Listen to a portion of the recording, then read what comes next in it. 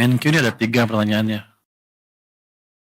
3 ya. Yang pertama, Pak Purbaya, kabarnya seluruh Dirjen Kemenkyu mau diganti, kecuali DJP.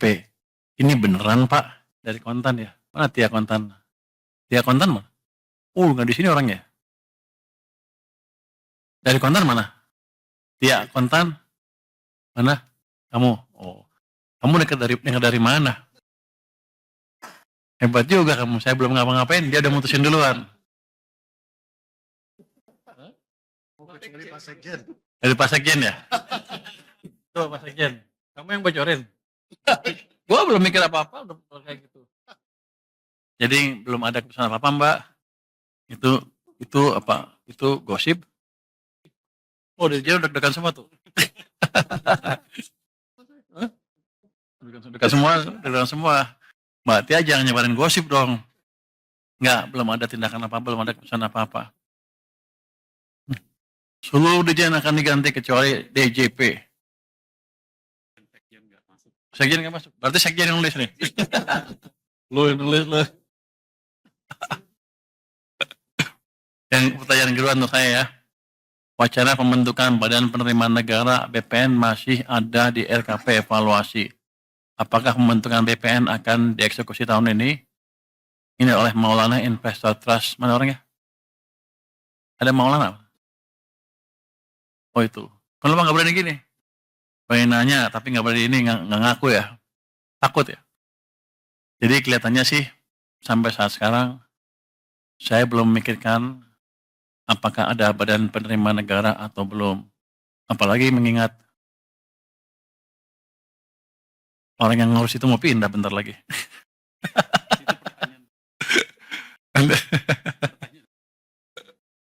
nanti ada tanya Pak. Jadi belum ya Mbak. Tapi itu tergantung nanti perintah presiden seperti apa. Tergantung hasil diskusi saya dengan presiden seperti apa. Tapi untuk sementara sih kalau saya lihat sih belum perlu sampai kita semuanya sudah stabil. Yang jelas kita akan optimalkan dulu pendapatan dari bea cukai maupun pajak. Nanti kalau udah optimal, dioptimalkan hasilnya belum bagus juga, baru kita pikir untuk bentuk itu. Tapi sekarang sih belum saatnya.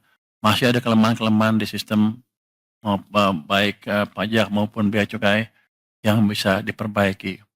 Jadi dengan desain yang ada saya mau lihat kalau dijalankan dengan optimal berapa kenaikan cukai maupun pajak kita. Kalau itu masih terlalu rendah, baru kita berpikir ke arah sana. Tapi rasanya sampai sekarang belum. Yang ketiga, apa kebijakan quick win dari Pak Menkyu untuk memperbaiki performa penerimaan negara termasuk penerimaan pajak yang belakangan masih terkontraksi. Oh, yang pertama ya, penerimaan pajak terkontraksi karena ekonominya tumbuhnya lebih lambat dibanding perkiraan. Kalau di ruang keempat, Oktober, November, Desember masih keburu ya, dengan pemberian stimulus tadi. Ini siapa sih? Surya Bisnis Indonesia. Mana Surya? Oh, kamu lagi? Kamu Maulana kamu juga? Sebelumnya. Jangan-jangan itu karena nama. Jadi, saya sih optimis ketika nanti impact dari kebijakan kita melonggarkan kondisi likuiditas sistem, itu harusnya Oktober, November, Desember akan tumbuh cepat ekonominya. Itu yang pertama, otomatis pajaknya juga akan lebih baik.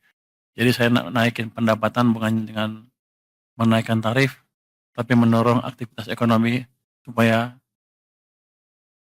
pajak saya lebih besar. Anda juga nggak kerasa bayarnya, kira-kira. Tapi kalau ekonominya tumbuh kenceng kan, Anda bayar pajaknya happy, ya kan? Itu yang kita kejar.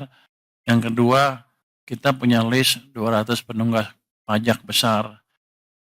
Itu yang sudah inkrah.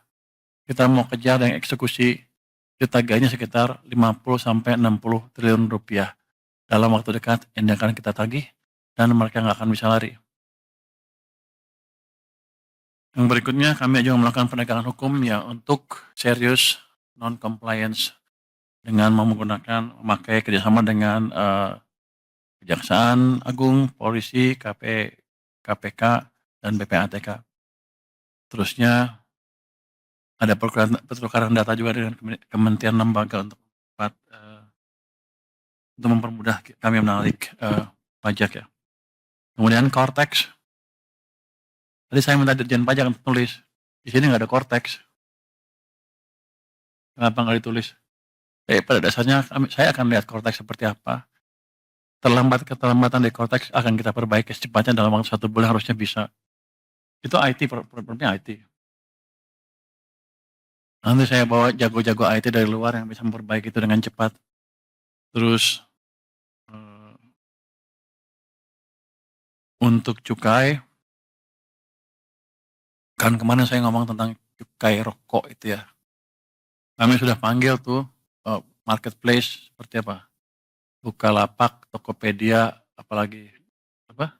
Blibli semua untuk menghimbau untuk menjalankan atau untuk tidak mengizinkan penjualan barang-barang ilegal dalam hal ini rokok ya. Nanti yang lain juga. Tadinya mintanya by 1 Oktober ya. Tapi saya bilang secepatnya aja.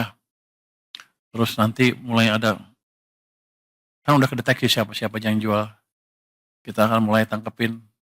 Jadi yang mau jual harus berhenti, jangan jual lagi. Itu saya harapkan bisa mengurangi konsumsi rokok ilegal. Kami juga akan cek ke ininya, supplier bukan di situ aja. Di warung-warung katanya ada juga per toples murah gitu ya. Kita akan cek. Yang jelas, teman-teman tolong sebarkan bahwa siapapun yang jual ilegal, rokok ilegal, di tempat mana, saya akan datangin secara random.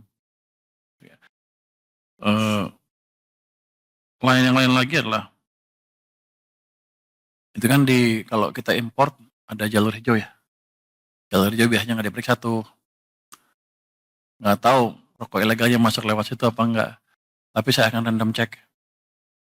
Walaupun jalur saya akan random cek, nggak ngeganggu jalur, cepatan, tapi tercek, terdeteksi kalau ada kecurangan.